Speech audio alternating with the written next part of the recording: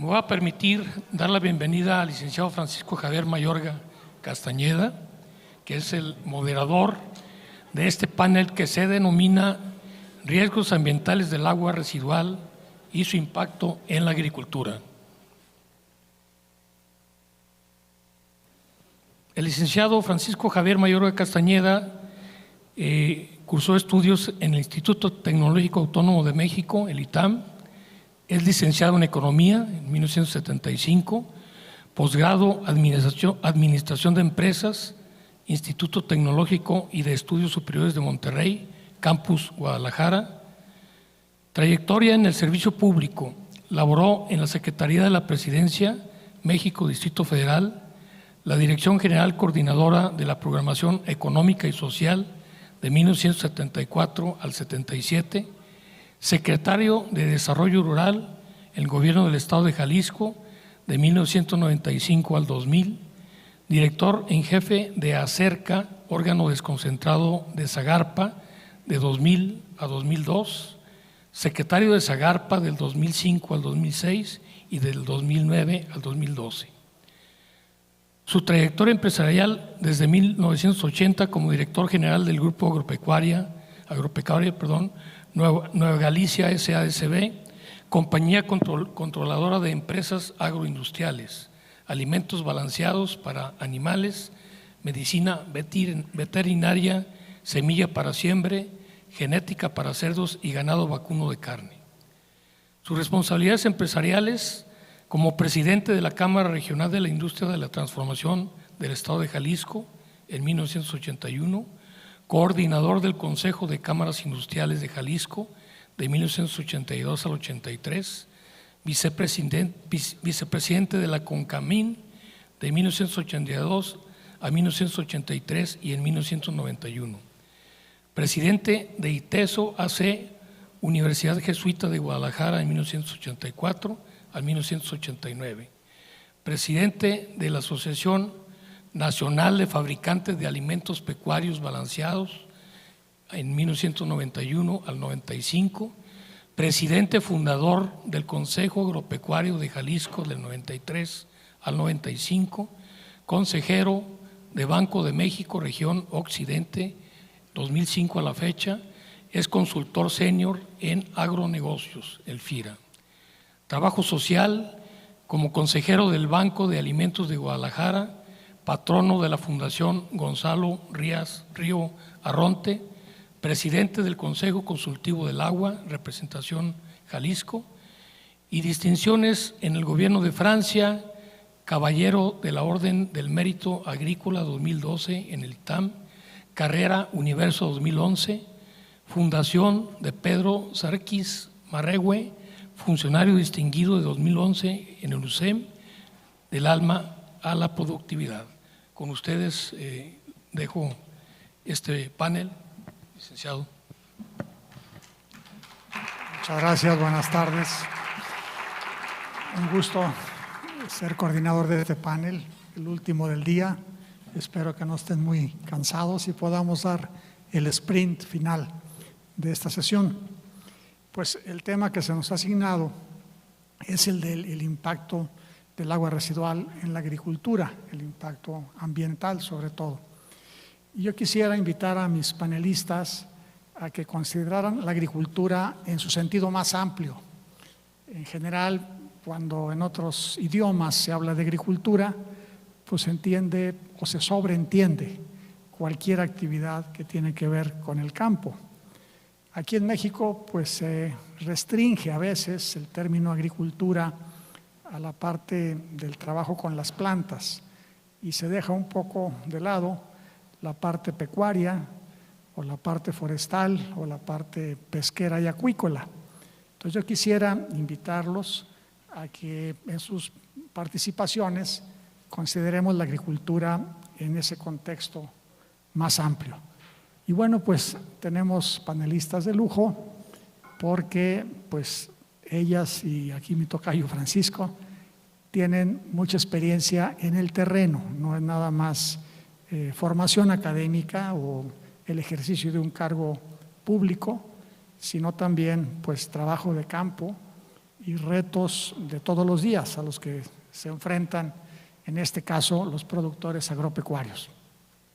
Entonces quisiera empezar por Araceli, primero porque es dama, segundo porque viene de muy lejos, viene de Mexicali, Tijuana, y tercero porque ella, al estar en una zona semidesértica, como es el noroeste de México, pues tienen otra percepción, yo creo que tienen un sentido más agudo de la necesidad del agua y cómo le pueden dar varias vueltas y hacerla rendir al máximo, pues como le hacen las amas de casa con el chivo que les dan, ¿verdad? Tratan de estirarlo al máximo.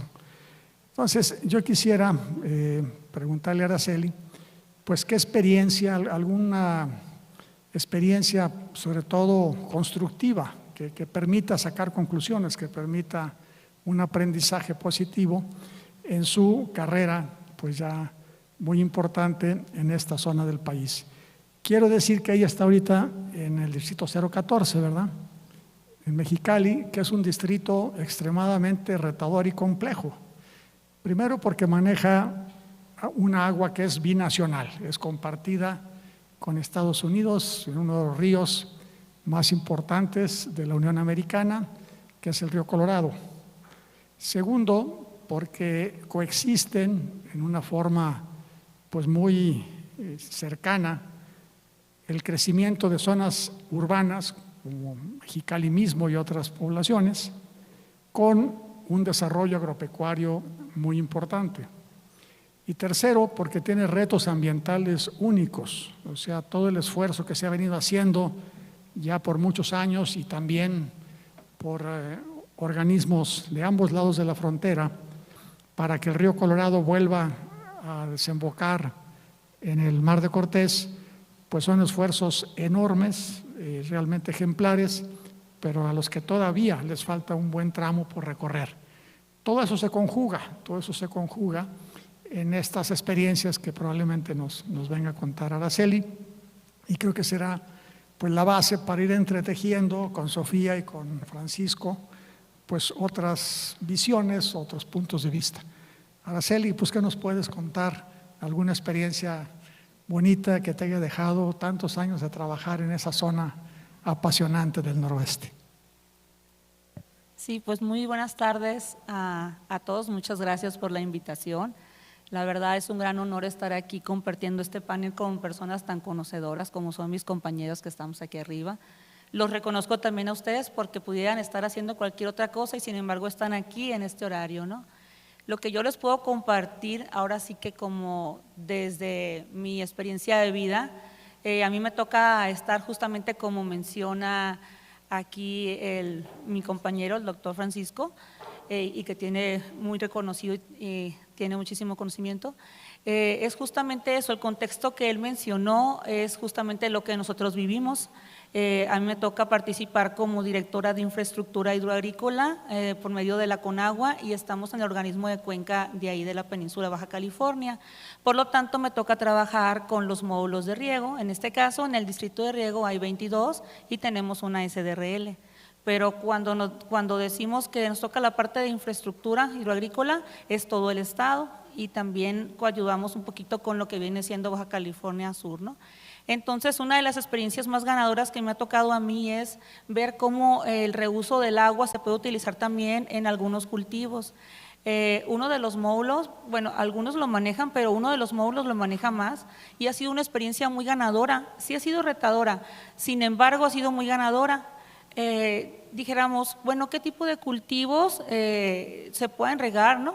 Pueden ser bastantes. En mi experiencia de vida, como les mencionaba, me ha tocado ver en otros estados que he trabajado también como Sonora, que han, por ejemplo, utilizado los pastos o algunos pastizales y que los utilizan como para el ganado, ¿no? En este caso, en lo que viene siendo en el distrito de riego del 014, en el módulo 12 específicamente, en ese módulo utilizan para lo que viene siendo también pastos y utilizan un poco para lo que es alfalfa y también para lo que es algodón. Pero dirán, ¿cómo es posible que lo utilizan? Ok, primero que nada se hace la verificación de que el agua que está tratada realmente cumpla con las condiciones idóneas para hacer los riegos, pero sin embargo al final sí se hace un riego con agua totalmente limpia, ¿no? Sin ningún tipo de tratamiento. Esa es la forma o la fórmula que se han encontrado. Después de eso se hacen una serie de análisis y han cumplido. Entonces, me ha tocado ver los campos cultivados e inclusive se ven hasta más verdes, no sé a qué se deba, creo que viene siendo a todo lo que, a lo que trae, a todos los compuestos, a todos los nutrientes y todos los elementos, ¿no?, químicos. La verdad, lo que me platicaba a mí el agricultor, yo hablé con él la semana pasada y me decía que era una experiencia muy ganadora porque les gustaba mucho, que el resultado era muy bueno y que de alguna manera ellos se miraban beneficiados.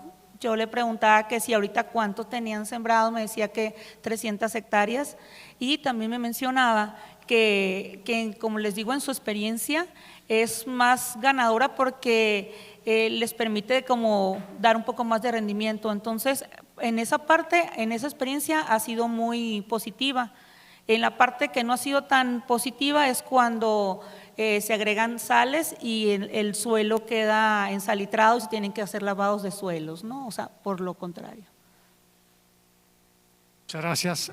Quisiera ahora pasar el micrófono a Francisco, porque él también ha estado trabajando por muchos años, no sé, 15, Paco, 12, 20 años, en el distrito de riego 001, en Pabellón, en Aguascalientes, pues que es el primer distrito que se tecnifica totalmente, y él ha vivido la transición, sobre todo de los ganaderos. O sea, Aguascalientes es parte importante de la cuenca lechera de Jalisco, prácticamente somos una sola cosa, no solo en la vocación productiva, sino aún en la parte cultural y familiar. Uno recorre Aguascalientes y prácticamente todos los productores agropecuarios tienen raíces en Jalisco y viceversa, los que están pegados, por ejemplo, en Encarnación de Díaz o en San Juan de los Lagos o en el mismo Lagos de Moreno, son las mismas familias. Entonces, su raigambre cultural es muy homogénea.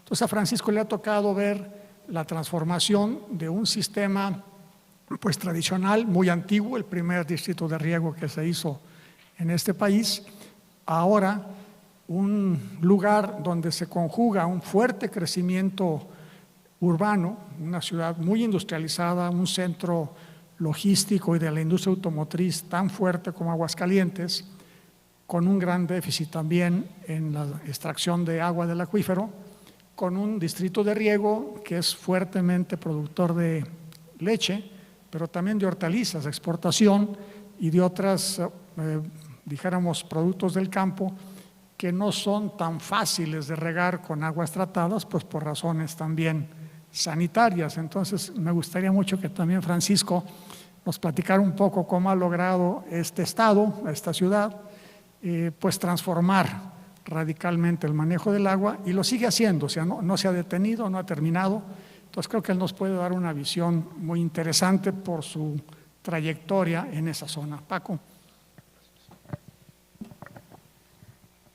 Bueno, antes que nada, muchas gracias por la invitación, un gusto compartir el escenario con Rockstars, que yo soy fan de Sophie, si alguien no la conocía, y mi tocayo que se dice, ¿no? Entonces soy groupie de ellos. Y la verdad es que el tema de reuso de agua en la agricultura es precisamente, yo creo que la parte que más me apasiona. El distrito Riego 01 es un distrito que ha roto muchos paradigmas porque fue el primero en tecnificarse 100%, entubando desde la presa, el único de riego 100% presurizado, el único de riego 100% de goteo. También ahí tenemos medición parcelaria, un esquema de prepago para los productores y es por volumen, no es por superficie. Y ha tenido una metamorfosis importante de cultivos básicos y bajas rentabilidades a cultivos de más alto valor de cultivos de más alto valor y hortalizas y de muy alta productividad. Incluso la gente que se ha quedado en cultivos básicos, usando la misma agua, nada más usando diferente semilla, esquema de siembra, sistema de riego. La productividad del maíz, por ejemplo, les puedo decir que se fue de de 5.7 toneladas por hectárea antes de que empezara el distrito en el 2005. Ahorita los buenos productores yo creo que andan en las 18 toneladas en grano. Aunque nadie produce grano, todo se va para silo por los precios actuales. Pero en silo se fueron como de 45 toneladas, los buenos productores se dan hasta 110.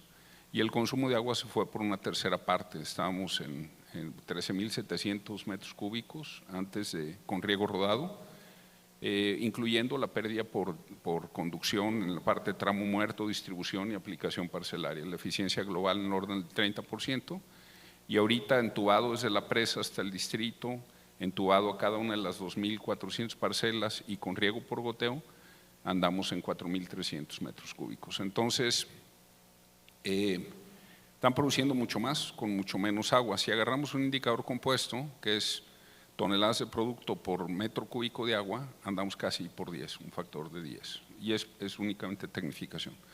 Si nos metemos también a que ha habido reconversión productiva, aunque es una ganadera, y lo dice bien mi tocayo, pues mucha gente de ahí sembraba forraje y X para sus mismas vacas y porque producían queso y etcétera. Entonces yo cuando hablaba de reconversión productiva con los productores me decían, ingeniero, a ver, concéntrate en el maíz porque nosotros como tenemos animales no vamos a cambiar de cultivo, ¿no? Y muchos de los productores que no iban a cambiar de cultivo ahorita siembran hortalizas y compran forraje porque les da más dinero, ¿no? Entonces, y los que siguen en forraje es porque pues sí hay una inversión significativa para cambiar de cultivo, ¿no? Entonces, desde el punto de vista de tecnificación, yo estoy convencido. El otro día hablaba con mi tocayo, de repente nos damos nuestros llegues porque él es más conservador que yo. Sí, pero le decía, a ver, en zonas de alto estrés hídrico en el país, en alto estrés hídrico, se va a hacer de carácter obligatoria la tecnificación, y no tecnificación de multicompuerta y X, irnos hasta goteo, y eso lo están haciendo algunos países como por ejemplo Israel. O sea, te venden el metro cúbico un precio que si no riegas por goteo estás frito, ¿no? Y ya no se meten a granos, importan granos y producen hortalizas. Eso va a pasar en México. ¿Cuándo? Pues quién sabe, conforme nos aprieta el zapato, ¿no? Pero creo que se debería de hacer. Si estamos entregando agua de mala calidad a la población, tenemos que tecnificar para poder asegurar que el agua que hay en ese acuífero, en esa cuenca, alcance para todos, ¿no? No entregar agua con metales pesados y X a la población porque está en la frontera de ahí de hacer crimen eso, ¿no? Y ahorita algo que no me deja de sorprender y también creo que debe tener un carácter de obligatoriedad en el tiempo es en zonas de alto estrés hídrico. Bueno, creo que se debería de sanear el agua en todo el país, ¿no? Alto y bajo estrés, porque se causan muchas enfermedades, muchos problemas por no sanear agua para animales, para personas, tengas o no tengas agua. Tabasco y unas zonas que tienen muchísima agua, 2.000 milímetros de lluvia al año, pues tienen unos problemas de contaminación en unas zonas. Fui a Paraíso y unas zonas horribles y con muchísima agua. Entonces, saneamiento obligatorio en todos lados, pero reuso en zonas de alto estrés hídrico también debería tomar un tinte de obligatoriedad en el tiempo. 2050, 2060, pongan donde quieran, pero zonas de alto estrés hídrico se tecnifican a las más altas consecuencias y tienen que tratar y recuperar todas las aguas residuales. Y ahí entramos donde conviene usar el agua residual. Creo que hubo una plática hoy en la mañana y ahorita está de moda el reuso indirecto potable humano, ¿no?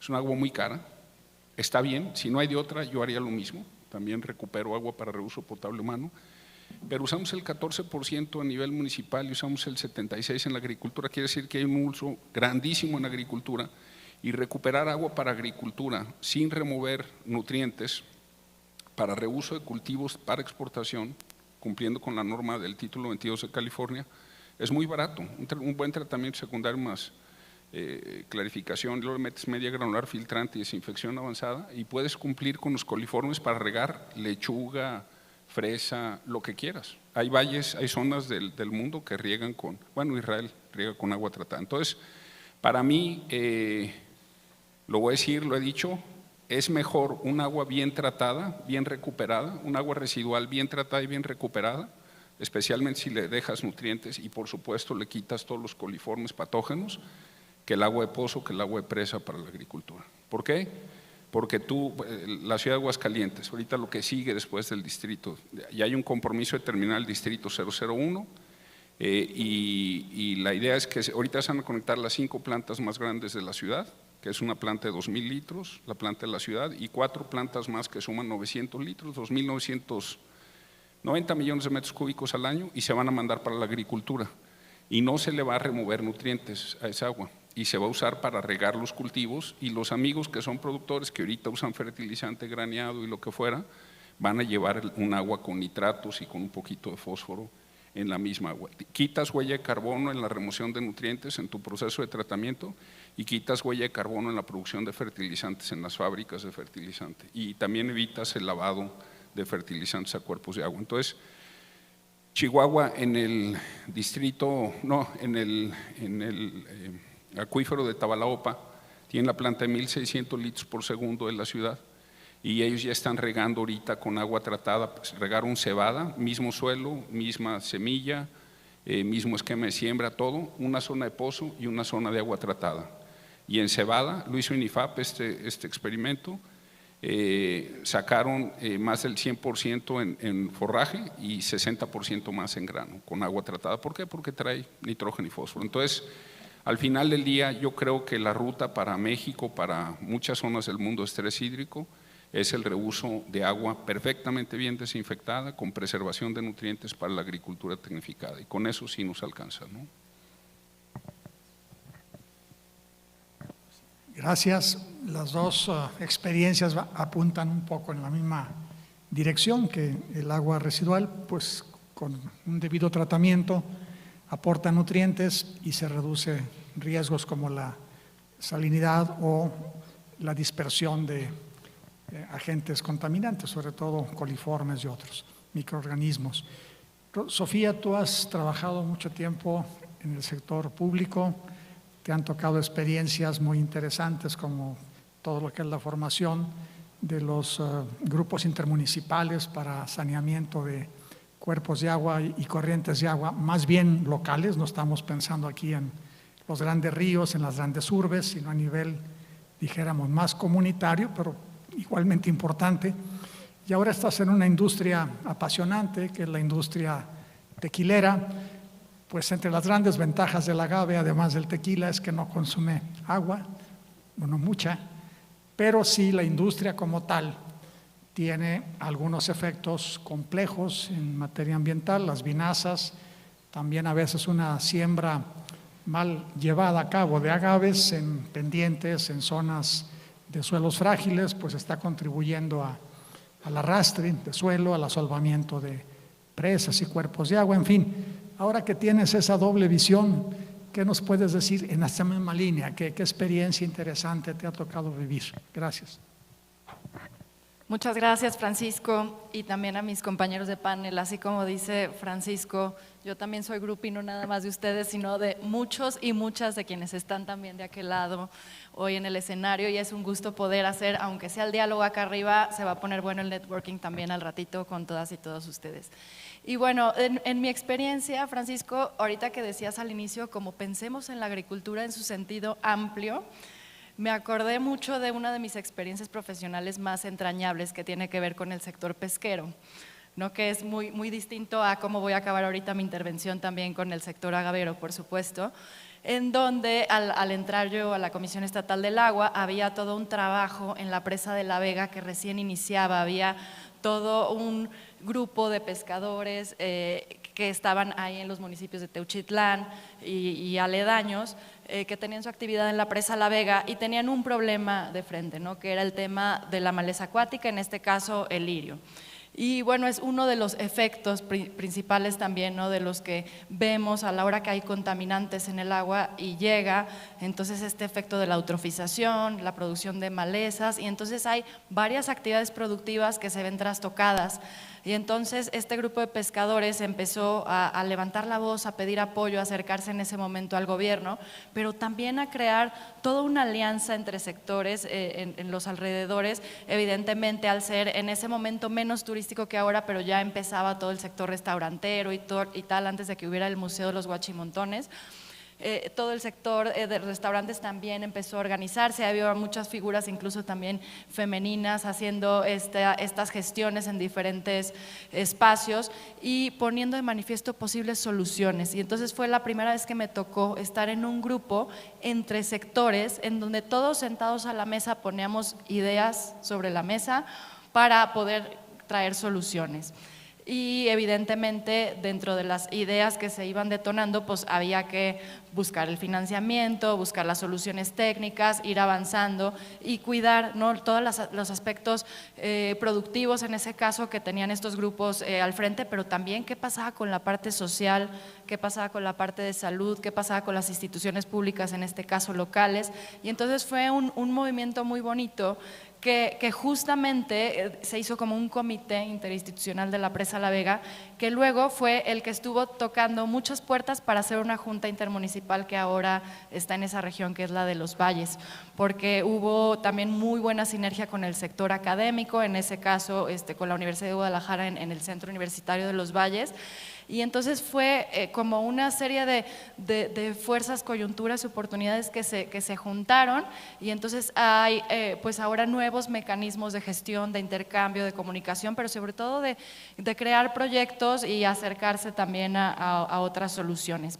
Y bueno, yo tengo muchos recuerdos muy entrañables de muchos de los pescadores, de restauranteras, de personas de allá, ¿no?, que te muestran ese empuje que en cualquier sector, en cualquier proyecto tienes que llevar.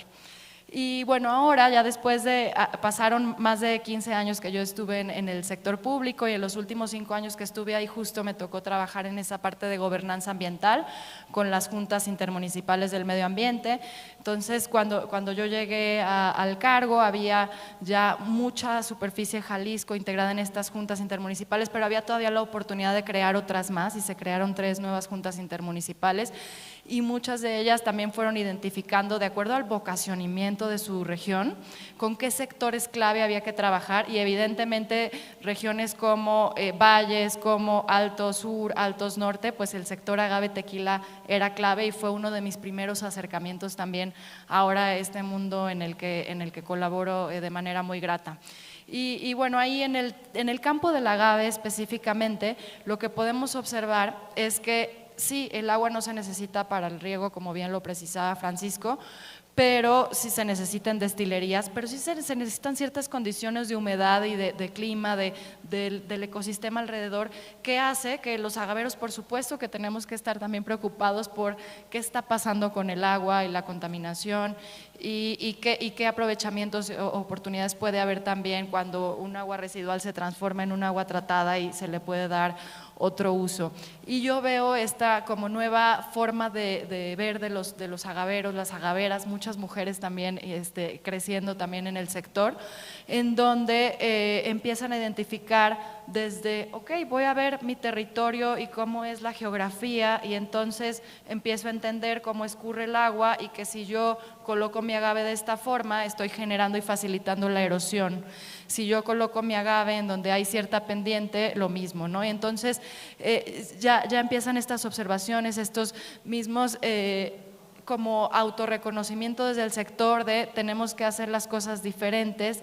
¿Qué hay de soluciones ahí afuera para poder hacer el mejor aprovechamiento del agua desde el punto de vista el agua que va a llover y que queremos que se recargue, queremos que permanezca la humedad también disponible para los cultivos?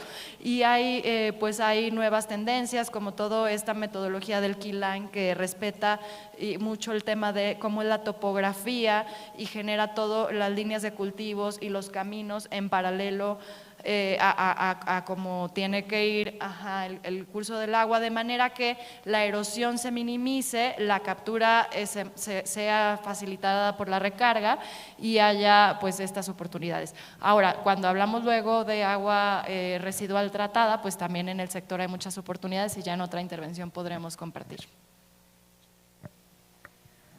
Bueno, pues está saliendo a la luz lo que se ha denominado siempre el binomio suelo y agua, o sea, no se pueden separar, sobre todo en la parte agrícola y ambiental, ambos factores.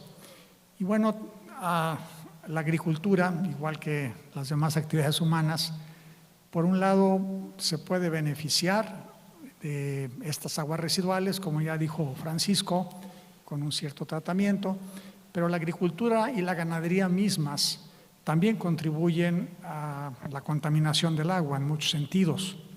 Por ejemplo, ya se mencionó el tema pesquero o acuícola, pues muchas veces todos los residuos de fertilizantes y plaguicidas de los sistemas de riego pues van a dar a cuerpos de agua y van a dar a lo mejor a los esteros y afectan los ecosistemas ahí de peces y crustáceos, etcétera.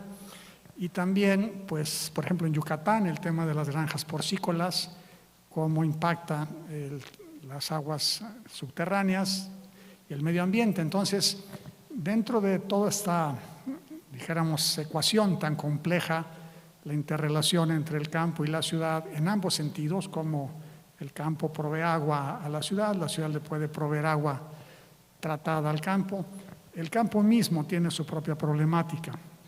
Entonces sí me gustaría también preguntarles a nuestros panelistas, a lo mejor aquí es una pregunta voluntaria porque quizá no todos han tenido la misma experiencia, también hasta dónde han visto que el sector agropecuario pues esté, dijéramos, impactando la parte medioambiental y qué se puede hacer o qué se ha hecho. A lo mejor también las experiencias han sido positivas. ¿Qué se ha hecho para reducir ese impacto? Simplemente como ejemplo, 2 países de la Unión Europea principalmente, hay otros, pero los que más han, dijéramos, regulado todo el tema de las descargas agropecuarias, pues son Holanda y Bélgica, por sus condiciones de muy altos niveles freáticos, estar prácticamente en territorios planos, pero también por ser países muy altos productores de leche y de cerdo. Entonces, pues a veces, como dice Paco, los nutrientes que lleva el agua pues son muy buenos hasta cierto punto, porque también llegó un momento en que la acumulación va alterando completamente las características del suelo y del agua, y entonces ya se convierte en un problema bastante complejo. Entonces sí me gustaría, a ver, ¿quién es el voluntario, la voluntaria que nos puede compartir algo? A ver, Araceli. Bueno, sí. Por ejemplo, en la experiencia en esa parte, teníamos un poquito de problemática nosotros, más bien era en ponernos de acuerdo entre los sectores, y hay unas ONG que están participando en la parte norte pues del Valle de Mexicali y parte de la zona del Delta del Colorado. Entonces, varias ONG son de Estados Unidos también, entonces ahí entran otras políticas, ¿no? Sin embargo, se encontró una manera de ponernos de acuerdo por medio de un convenio y con eso estar monitoreando también si existe algún tipo de afectación o no al combinar las aguas que nosotros le llamamos de uso ambiental y junto con las aguas que son tratadas, pero hemos tenido un buen resultado porque ya existe un humedal, ya que ellos cuidan las especies de diferentes aves y entonces es muy importante lo que les comentaba, el monitoreo. Entonces, este convenio se lleva a cabo entre lo que viene siendo las ONG Conagua, que siempre está cuidando también la parte de la calidad del agua y el sector agrícola, y también en este caso que es la CESP, que es el organismo operador municipal también de Mexicali, porque a fin de cuentas, por ejemplo, en la planta de tratamiento de las Arenitas, ellos a veces existen unas concentraciones muy fuertes y ellos nos avisan. Entonces, el convenio en qué se basa, en que de alguna forma las ONG, interviniendo la Conagua como una parte normativa, cuidan la parte para hacer la conservación. ¿Qué quiero decir? Pues en la parte de la infraestructura para que esa agua que proviene de la planta de tratamiento y que va hacia, por ejemplo, ese humedal o a las parcelas que inclusive ellos tienen como demostrativas o así, que hacen como ciertos proyectos específicos, estar cuidando esas concentraciones, porque si no, sí pueden matar a las especies que se encuentran ahí de aves, ¿no? Entonces, eso nos ha ayudado a nosotros bastante, esa medida ha sido muy buena, el tener esa coordinación, y se sesiona un grupo que lo lleva la dirección técnica del organismo de Cuenca, y que es de manera mensual con esos participantes, ¿no? Como son las ONG y el organismo operador, y de esta manera nosotros podemos como controlar para que no se vaya a desequilibrar en la parte de los ecosistemas, ¿no? Y sí se cuida bastante, ¿no? Entonces ellos también tienen su agua ambiental y la tienen que cuidar, ya no solo es el agua agrícola la que manejamos en el valle, sino también ellos en las ONG.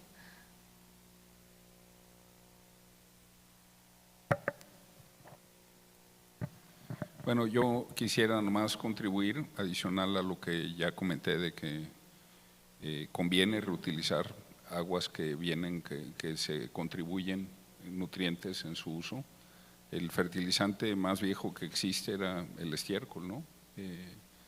De vacas y de gallinaza y de cualquier animal, y nosotros no somos la excepción, ¿no? Obviamente los coliformes sí es uno que arruina la foto, pero si podemos preservar nutrientes, el agua residual, recuperarla y quitar patógenos, es una maravilla, ¿no? Y aquí algo que yo veo que pasa mucho, y voy a incluir la industria del tequila, pero también las porcícolas y ganaderos, es que no tratan sus aguas y no aprovechan sus residuos, cuando en realidad lo que están haciendo es tirando dinero, porque tanto el estiércol de porcícola como el de vacas, si tú inviertes en un digestor bien diseñado, procesos anaerobios, puedes recuperar energía en forma de biogás y puedes recuperar nutrientes para fertilización, y a la vez no gastas, bueno, no contaminas el medio ambiente, ¿no?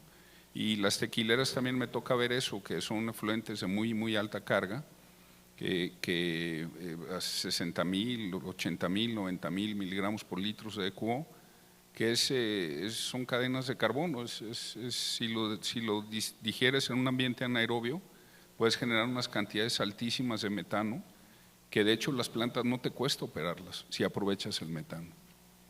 Si haces un proceso aerobio donde le metes oxígeno para romper ese carbono y mandarlo como CO2, te va a costar un dineral, porque es muchísimo carbono que tienes que desdoblar en forma aerobia, ¿no? Pero creo que hemos desaprovechado o estamos desaprovechando todo el tiempo oportunidades de una economía circular autosustentable, al menos en el aspecto financiero, por miopía, man. Y me toca ver, los tequileros grandes se ordenan muy bien, porque pues ellos tienen los ISOs y tienen que cumplir con sus temas de descargas, pero los medianos y los chicos, con todo respeto, la mayoría, y va a haber honrosas excepciones, pero con todo respeto, muchos de ellos prefieren sobarle el lomo al inspector que invertirle para resolver el tema de la planta, o le pagan a una compañía tratadora de dudosa reputación que lo único que hace es descargar las pipas en algún lugar alejado y están dañando mucho el medio ambiente. Entonces, ojalá, la autoridad tiene que hacer que esto se haga, pero que ojalá, y sería mejor que fuera por voluntad propia, que se dieran cuenta de que hay dinero en eso. O sea, vas a invertir, pero vas a ganar dinero a la larga, y yo creo que van a dormir mejor también los amigos sabiendo que no están dándole en la chapa al medio ambiente, ¿no? Entonces, hay muchísimas oportunidades ahí. Yo creo que tiramos dinero cuando tiramos carga orgánica. Voy a cerrar con un poco conectar con lo que estás diciendo, Francisco, pero primero un poco la reflexión. Para el gobierno hay esta palabra mágica que es la regulación, y para el sector privado es un poco complejo, es una palabra como de respeto que hay que siempre tenerla en vista y entenderla y saber sobre todo qué va a venir después y en lo posible adelantarse. Y en ese sentido el sector agave tequila vio que venían pues varias potenciales regulaciones, ¿no? Particularmente al ser también un producto de exportación y que entonces está supeditado a las tendencias de qué está pasando en los países que son quienes principalmente reciben esa exportación, como son Estados Unidos o la Unión Europea. Y en ese sentido, se tuvo esta claridad de que el tema de la deforestación iba a ser un tema clave, que había que adelantarse, y ahí se avanzó con un instrumento que es la certificación Agave Responsable Ambiental, que es un instrumento que en este momento es voluntario, pero que hay este compromiso de que al cabo de estos años de transición, a partir del 2027, ya sea una aplicación en donde con esta facilidad que es la denominación de origen y hay una trazabilidad de las plantas del agave, esta trazabilidad y esta validación del agave registrado tenga esta garantía de que sea de terrenos que no conlleven esta deforestación. Entonces fue este primer instrumento, pero cuando se habló, se discutió de ese instrumento, se tenía muy claro que había que hablar también de agua y había que hablar también de residuos, y ahí justamente es este marco de la economía circular la gran oportunidad. Si tenemos estas grandes cantidades de vinaza, estas grandes cantidades de bagazo, de pencas de agave, ¿cómo podemos lograr circularidad en lo posible en la misma cadena? ¿O qué otras oportunidades hay, hablando de este panorama amplio de la agricultura, no de juntarnos con el sector pecuario, con el sector acuícola, con otros más, en donde parte de lo que para unos es un residuo, para otros es un insumo? Y evidentemente todos necesitamos energía, todos necesitamos agua, entonces si podemos hacer ese círculo virtuoso en donde el agua residual sea un agua tratada que tenga unas características suficientes para un determinado uso, lo mejor, más aún si además aprovechamos esos gases para generar energía. Y pues es a lo que estamos apostando también como sector, el poder adelantarnos, ¿no?, a las tendencias que ya están ocurriendo en otros países y que definitivamente sabemos que vendrán en algún momento dado también como regulación hacia acá. Bien, pues casi siempre que hablamos del tratamiento de agua, sobre todo de las zonas urbanas, pues topamos con el tema financiero.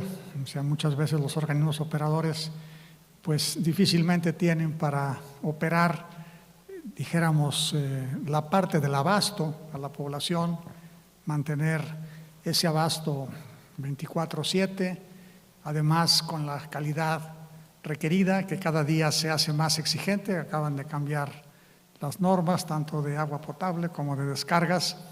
Y bueno, pues en realidad los municipios, que son los responsables por la constitución de todas esas tareas del agua potable y el saneamiento, más otras muy complejas como la seguridad, la recolección de basura, la operación de los rastros municipales, pues ya la ecuación no da, ya empieza a faltar dinero. Entonces la pregunta para ustedes es, ¿qué faltaría para que esas ventajas que tiene el agua tratada para la agricultura pues se moneticen en beneficio de quien trata el agua? O sea, alguien la tiene que tratar. En principio es el municipio, pero repito, si difícilmente puede cumplir la primera parte de la obligación, la segunda parte es más difícil. Si hay manera de que quien vaya a usar esa agua con el tratamiento que dice Francisco, ¿no?, con toda la prudencia para no ir a generar otro problema en el futuro, pero quien va a utilizar esa agua, ¿cómo puede haber una transacción ahí, donde inclusive se puedan definir calidades y precios diferenciados? ¿Qué nos falta? Nos falta imaginación, nos falta marco normativo, nos falta tecnología. ¿Qué podría faltar para que si tiene tantas ventajas el agua residual tratada y tenemos tanta necesidad también de producir alimentos en este país, pues qué nos falta para hacer ese clic entre esos sectores? A ver, ¿quién se apunta? Francisco. Me estoy saltando el orden, perdón, no más que estaba como niño chiquito levantando, yo. Miren, miren, el tema de la agricultura, bueno, les voy a decir, yo creo que donde se rompe el círculo y esa cuestión de que hay un incentivo no nada más moral, sino financiero por hacer el saneamiento, es cuando nomás vemos tratamiento para entregarle a un río, un cuerpo de agua, un río, un lago, pues es como un tema de conciencia y de buena voluntad, o tal vez miedo a la autoridad para cumplir, pero ciertamente vamos a incurrir el costo de limpiar el agua. sin el beneficio financiero de haberlo hecho. Cuando hablamos de recuperación y reuso, hay que ver quiénes son los oferentes que te pueden pagar mejor. Entonces, si tú estás en una zona, en la ciudad, y le puedes vender, por ejemplo, Mexicali, ahí está el CESP, ¿no? Venden el agua industria a 55 pesos. Nosotros hicimos unas plantas para industria y me dijeron, quiero que recuperes todo el agua, pero la repotabilices. Entonces tenemos media granular filtrante, carbón activado, resinas de intercambio iónico y todo, y la recuperan para uso industrial, porque les cuesta 55 pesos el metro cúbico de agua potable para industria. Y tratarla les cuesta 5 pesos, tal vez de OPEX. O sea, entonces, ahí ya es cuando no lo van a dejar de hacer nunca, porque pues es negocio hacerlo, ¿no? Y en la agricultura, que siempre se dice es que el agua en la agricultura es gratis, ¿no? Me tocó ir un pedacito de la plática del doctor Marengo, y dicen Dios del agua, pero no la entuja, ¿no? Y ahorita, por ejemplo, el modelo Aguascalientes, vamos a vender agua tratada para la agricultura, vender, no es regalar. O sea, les vamos a decir que nos dejen su agua de pozo, en el acuífero, porque lo comparten con la ciudad, y les vamos a vender el agua tratada. Y ¿cómo les vas a vender si ellos era gratis? Pues era gratis, pero a 450, 500 metros, ¿no? Entonces tenían el costo del bombeo, la electricidad, el mantenimiento del pozo, etcétera, todos son costos. Y luego tenían que meter un productor de granos, tenía que meter, bueno, además usaban como 12,000 metros cúbicos, y luego además tenían que meter pues una cantidad importante en fertilizante, nitrógeno, fósforo, potasio. Entonces gastaban como 12,000 pesos por hectárea de fertilizantes para maíz. Entonces, si tú juntas el agua de pozo, el costo de extraer el agua del pozo más el costo del fertilizante por hectárea, te sale más barato. Si tú les vendes el agua tratada y con nutrientes a 4 pesos metro cúbico, te cuesta como 2 producirla. Al productor le sale más barato eso, porque con riego tecnificado, porque va a usar menos volumen, que lo que está pagando actualmente.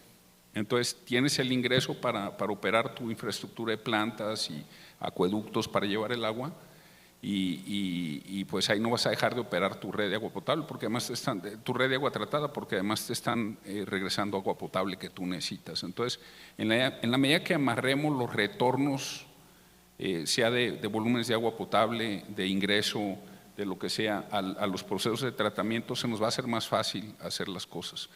En las tequileras me quedé ahí con idea medias, pero es el agua más cara en cuanto a costo de la planta de tratamiento, cuesta de 10 a 14 dólares por litro, el CAPEX, la inversión para tener la planta, o sea, por metro cúbico serían 10,000 a 14,000 dólares por metro cúbico tratado al día de inversión. Pero son las plantas también con más alto retorno de inversión, porque generan un mundo de biogás si tú lo haces en un proceso anaerobio. Y como tienes un destilado doble en el tequila, pues tú eres el mismo consumidor. En vez de quemar combustóleo, que muchos queman combustóleo, los grandotes queman gas natural, tú consumes tu propio biogás y todavía te va a faltar un poquito. Pero esas son de las cosas que mientras lleguemos al retorno, el incentivo, es más, nos podemos despreocupar, lo van a seguir haciendo porque les conviene en el bolsillo hacerlo, ¿no? Entonces yo creo que esa sería la clave, que siempre busquemos no tratamiento, sino recuperación de recursos a partir de aguas residuales.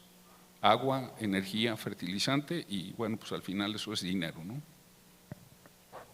Yo creo que hay muchas respuestas, pero se me ocurren dos complementarias a lo que dice Francisco. Una es como los valientes, hacer un poco más de lo que nos toca.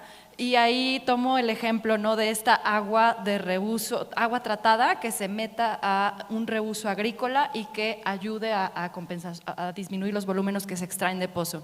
Y en ese sentido, en el sector se están haciendo proyectos también. Les comparto, por ejemplo, que nosotros como compañía tenemos objetivos ambiciosos a nivel global a través de una agenda ESG, que es el Plan de Acción Espíritu de Progreso, y ahí hay una meta muy concreta, no nada más de disminuir el 40% de agua que hay en operaciones, no específicamente en las destilerías, sino también de reponer en proyectos como este que está compartiendo Francisco el 100% del volumen de agua de lo que se utiliza en operaciones. Y en ese sentido hay proyectos en donde podemos hacer sinergia, como ha ocurrido en San Diego de Alejandría, uno de los municipios pequeños en la región Altos Norte de Jalisco, que se financió un humedal en donde pasó justo en este último estiaje que había agricultores alrededor que tenían sus volúmenes de agua concesionada superficial, pero no tuvieron la disponibilidad y entonces utilizaron esta agua residual tratada y fue lo que apoyó muchísimo al sector.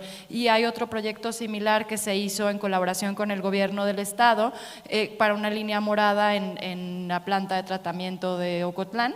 Entonces, con aliados de los diferentes niveles de gobierno, con las asociaciones intermunicipales, se pueden hacer este tipo de proyectos que beneficien directamente a los agricultores. Entonces, ponernos creativo es una respuesta. Y la otra es un poco, no sé, me interesaría luego saber qué piensa Francisco, pero hablar de la ciencia que no existe, porque tú tienes una mente más científica, pero ahora que están aquí también muchos jóvenes estudiantes y futuros profesionistas, hay grandes oportunidades de cómo lograr este reto de un nivel de calidad de agua de vinaza que ya nos describía Francisco y muchos otros tipos de aguas residuales a un agua potable, ¿no? Hablabas de estos espacios como de consumo, abastecimiento para uso indirecto, reuso indirecto, del agua tratada, en donde todavía falta para la ciencia ir un poquito más allá para lograr que sea también económicamente viable llegar a ese punto.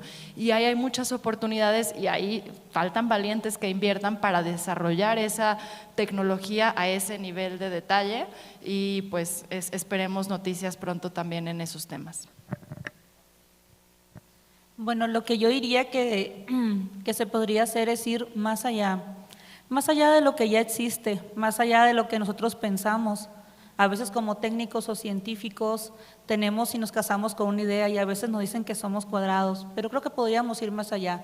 Si existiera un poquito más de presupuesto o inversión para este tema en específico, si todos sabemos que ya hay una sequía, si todos sabemos el cambio climático y lo que va a pasar, y que de alguna forma lo que estamos haciendo funciona, pero podríamos hacer cosas que funcionaran más, como que bueno, ¿por qué no analizar por medio de algún proyecto, así como se hace un plan director, ¿no?, para una zona en específica o estado por estado y decir, ok, ¿qué tipo de proyectos pudiéramos hacer nosotros, como por ejemplo con infraestructura específicamente para agua tratada? ¿Por qué? Porque ponemos las plantas de tratamientos muchas veces en las zonas muy cercanas a la ciudad o aledañas, pero ¿qué pasa donde hay valles grandes o grandes cantidades de cultivos y no hay ninguna planta de tratamiento? Entonces a veces la parte de la conducción se vuelve muy costosa. Sin embargo, pero recordemos que también de los cultivos hay drenaje.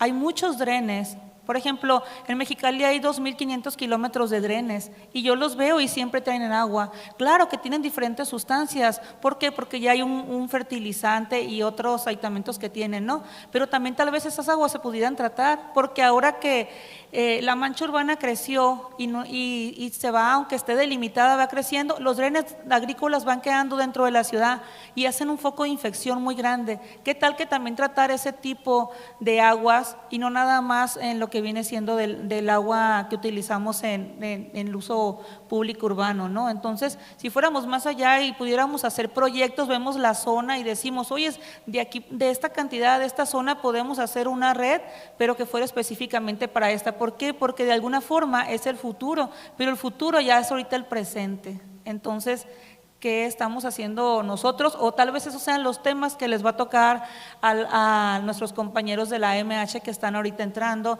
a los que están ahorita en la licenciatura. Entonces creo que son los temas que les va a tocar resolver, porque muchas veces el tema del agua en muchos lugares ya está resuelta, solamente hay que cambiar la infraestructura, cambiar redes, como mencionaron, en las presas, volver a edificar. Pero en este tema creo que queda todavía un poquito ambiguo y tendremos mucho campo de acción y área de oportunidad. Gracias. Bueno, yo me voy a permitir hacer una trampa ya para finalizar este panel. Había un cuarto panelista, el ingeniero Galdino, que no pudo asistir, entonces me voy a permitir tomar una parte de su tiempo, simplemente no para dar respuestas, sino para dejar inquietudes. Ya no nos da el tiempo de abordarlas, pero yo creo que son cuestiones que pueden resultar retadoras. Miren, hay algunos aspectos de la producción agropecuaria que requieren agua de muy alta calidad, tanta o más calidad como para el consumo humano. Me estoy refiriendo, por ejemplo, al agua que beben los animales, el abrevadero. En las explotaciones pecuarias muy intensivas, como la producción de huevo, de cerdo, de pollo, el agua tiene que ser de una calidad extraordinaria porque la posibilidad de generar infecciones masivas pues es muy alta. Entonces, los productores de esas especies que están en confinamiento muy intensivo necesitan agua de extraordinaria calidad. Es una demanda que yo creo, eso es una opinión totalmente de un servidor, que no está debidamente contemplada en la regulación. O sea, tenemos agua para uso público urbano, para riego, para uso industrial, pero todos estos, dijéramos, sectores que se montan en un área o en otra, como que están un poquito en el vacío. Otras actividades agropecuarias que tienen una gran demanda de agua, también de muy buena calidad, pues es todo el tratamiento de frutas y verduras. En general, pues después de la cosecha vienen procesos de lavado o de desinfección, de empaque, sobre todo si estos productos van para exportación. Entonces también ahí el agua que se requiere pues es de muy alta calidad. Y también la parte específicamente láctea, los lácteos y los cárnicos requieren enormes cantidades de agua para procesos de limpieza. O sea, el aseo de una sala de ordeño en un establo o de un rastro, donde tienen que lavarse vísceras, canales, sangre, una serie de desechos, pues no es cualquier cosa. Y a medida que se hacen empresas de grandes volúmenes, pues esa presión se vuelve enorme, tanto para proveer de esa agua como para después tratarla. Pensemos en zonas de muy alta intensidad pecuaria, como puede ser la comarca lagunera, como puede ser Aguascalientes, Querétaro, aquí mismo los Altos de Jalisco, pues a la vez son zonas semiáridas, porque hay una cosa extraña o curiosa. Las zonas áridas y semiáridas tienen condiciones sanitarias muy favorables para todas estas actividades pecuarias de alta intensidad, pero también tienen altas demandas de agua. Entonces ahí hay problemas muy específicos que resolver, y yo en lo personal, como digo, creo que no hemos prestado la atención suficiente como sociedad para resolver esa problemática, como decían nuestros panelistas, pues aplicando la tecnología, aplicando una correcta legislación y gobernanza. Entonces, lo dejo ahí. También la parte, por ejemplo, acuícola, las granjas camaroneras pues están ubicadas en unas zonas de transición entre agua dulce y agua salada, que muchas veces coinciden con los deltas o con las desembocaduras de algunos ríos, y como ya mencionó Araceli, pues todo lo que viene arrastrándose por los drenes de fertilizantes, agroquímicos y una serie de cosas, pues va a dar ahí, y entonces le complica tremendamente la vida a esas actividades que, por ser también muy intensivas, muy tecnificadas, pues requieren controles muy estrictos, no solo nacionales, sino también ya parámetros internacionales, porque muchos de esos productos van a ir a mercados globales. Entonces, simplemente lo quiero dejar ahí como un ejemplo de que al hablar de agricultura, pues no nada más es pensar en maíz y frijol y trigo o berries, sino la gama de actividades que se dan en el sector es muy amplia, es cada vez más compleja. Vienen legislaciones nuevas como el bienestar animal, por ejemplo, donde también hay que estarse preocupando porque todos esos animales que usamos para nuestro consumo pues tengan condiciones de vida más humanas, entre comillas, o más confortables, y eso le mete todavía más presión al tema hídrico, porque cuando dicen, oye, pues el espacio mínimo que necesitas para una marrana con sus lechoncitos va a pasar de tantos metros a tantos metros, pues eso significa también más necesidades de limpieza, de aseo, además de que los animales tienen que estar teniendo agua 24 horas de muy buena calidad. Ahí lo voy a dejar para que simplemente, aquí que hay muchos jóvenes y a la vez también gente con experiencia, pues volteemos a ver esos pequeños o no tan pequeños nichos o retos que tenemos en el sector agropecuario en el tema del agua. Muchas gracias, creo que estamos un poquito a tiempo. Gracias. Si hubiera alguna pregunta para los panelistas, creo que hay tiempo, todavía unos 5 minutitos 5 minutos para de preguntas. si alguien quiere preguntar algo, que tenga alguna duda o aportar. Aquí, por favor, y después acá el compañero. ¿Nos dice a quién le dirige la pregunta o si es en general al foro? Sí, buenas tardes, pues muchas felicidades por la presentación. Hay un concepto nuevo ahora que se llama agua positiva, que es como reintegrarle al acuífero el 120% de lo que extrae al menos o del déficit. ¿En su experiencia lo han usado, lo han tenido? Sí, justamente, más allá de un concepto específico, como lo estás describiendo con un porcentaje y un enfoque, se está discutiendo en el equipo global qué debe ser se llama Water Positive Impact. Y entonces tiene que ver en cómo se complementa todo este impacto positivo en la parte de reposición, que les platicaba hace ratito que es una de las metas corporativas, pero también con el concepto de calidad del agua. Tiene que haber una integración con KPIs y una cuantificación concreta en diferentes aspectos de la gestión del agua, desde el punto de vista de la cuenca, de la cantidad y de la calidad. Entonces, seguramente habrá noticias pronto también de cómo, como sector de bebidas y eventualmente también como sector tequilero, pues vamos a establecer nuevos compromisos en términos de ese concepto, porque en este momento sí hay una estrategia con compromisos del sector, que la pueden encontrar en la página del Consejo Regulador del Tequila, pero que en este momento aborda el tema de la cantidad, el poder hacer las eficiencias correspondientes. Gracias. Buenas tardes, gracias por su tiempo y por su exposición. Yo quisiera saber si tienen algún tipo de planteamiento de cómo afecta la reutilización en el balance hidrológico de las cuencas, porque a pesar de que se contamina y se deja fluir en los ríos, se le sigue dando utilización, ¿no? Simplemente vemos el Santiago aguas abajo, la cantidad de energía hidroeléctrica que se genera pues es considerable, ¿no? Entonces sí es importante, creo, tener identificado qué pasa, ¿no? Ahí. Mira, puedo llevarlo a un acuífero para darte datos concretos, pero el acuífero 0101 de Aguascalientes, hablando de reutilización y de balance, es un acuífero que entra en veda en 1963.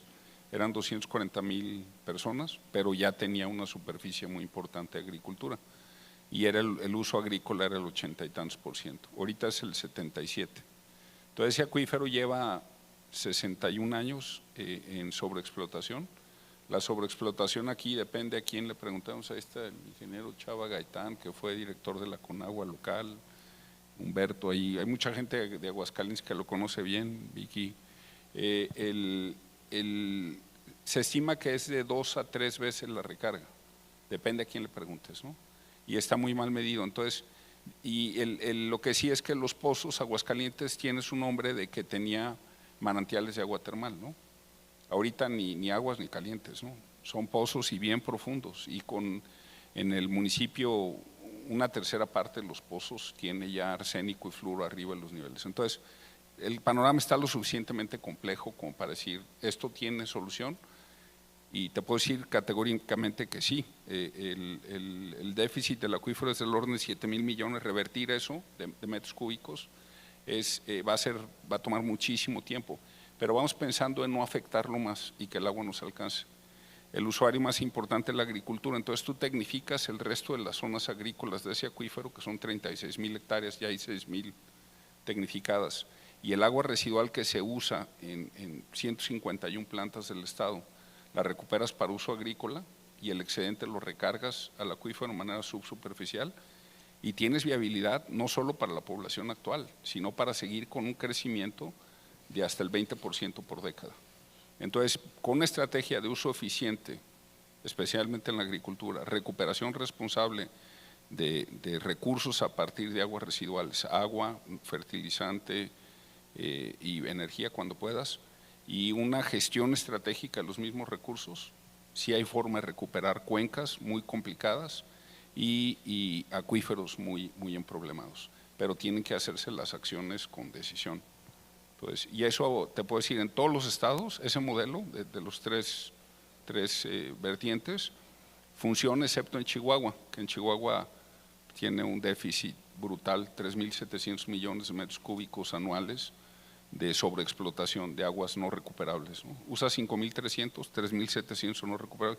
Entonces Chihuahua sí tiene que hacer algo más, o captar e infiltrar mucho más agua de lluvia, o reducir la superficie agrícola, además de tecnificar todas sus 700,000 hectáreas que tiene riego. Pero en todos los demás, Nuevo León, Coahuila, Tamaulipas, Aguascalientes, Jalisco no tiene broncas, bueno, sí tiene broncas, pero por sección. En todos los demás lugares ese modelo te alcanza.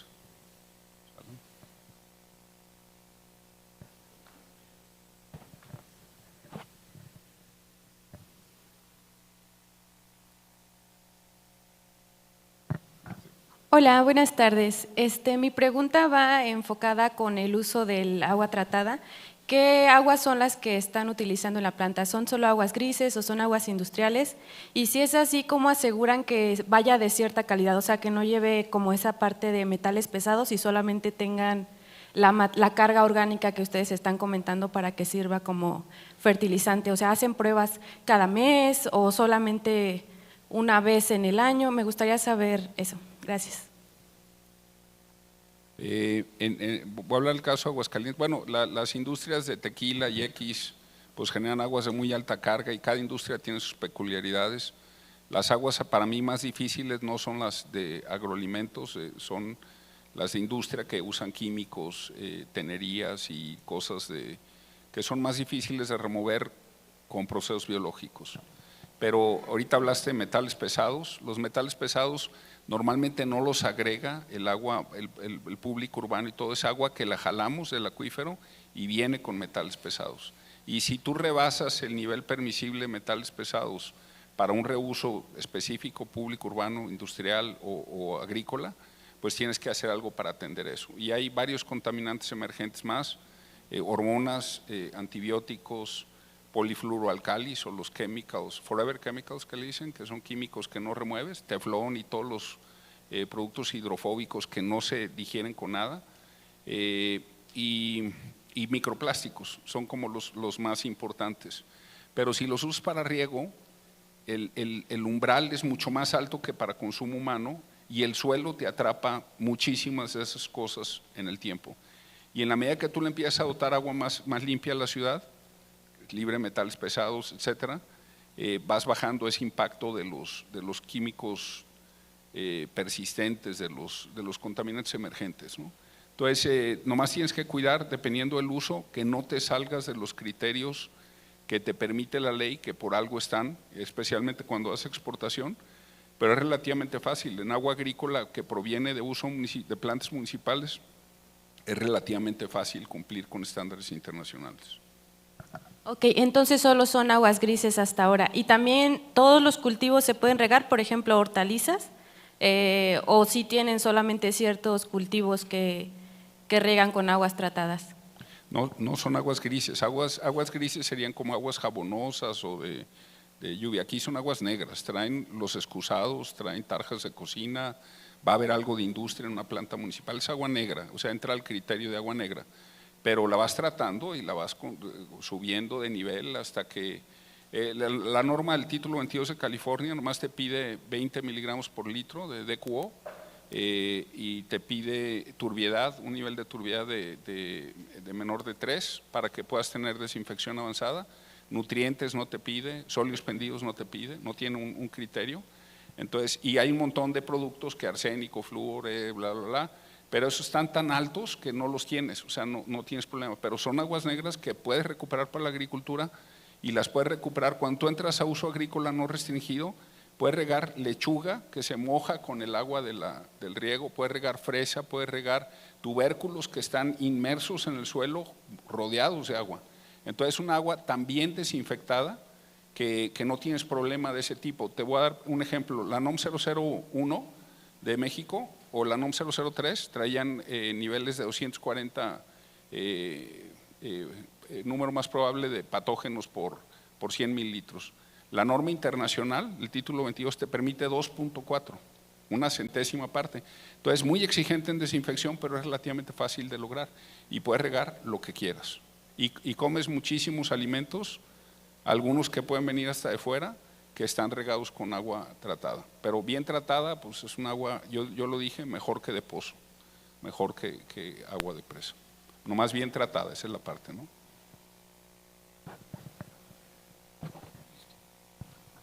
Bien, pues muchas gracias a nuestros panelistas y gracias a ustedes por su tiempo. Gracias, muchas gracias a todos por su paciencia y felicitamos a estos panelistas que la verdad la charla fue muy interesante y muy representativa. Me voy a permitir a través de la doctora Carmen Julia Navarro entregarles un reconocimiento por su participación y muchas gracias por cooperar con la MH.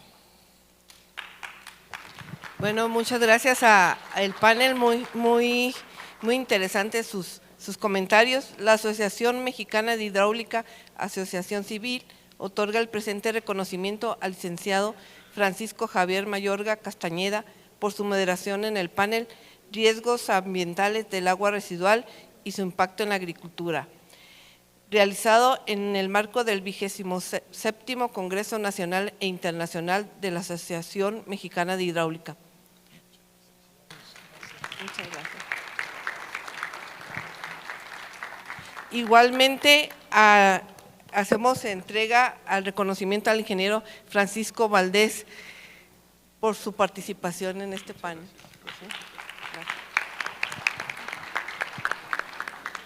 A la maestra Sofía Hernández Morales, muchas gracias por su participación.